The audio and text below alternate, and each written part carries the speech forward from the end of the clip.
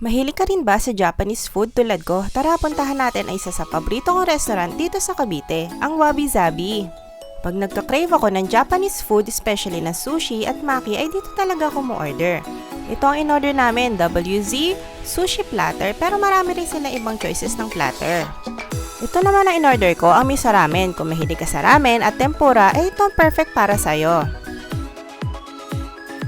Ito naman in-order ni Anya, ang paborito niya, ang tendon. 4 pieces na siya, very affordable at tingnan nyo, ang lalaki din ng tempura.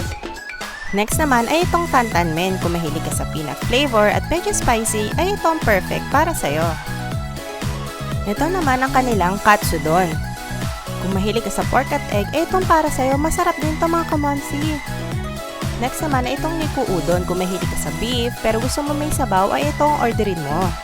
Marami pa ako i-share sa inyo, kaya follow all about charm from our family-friendly videos.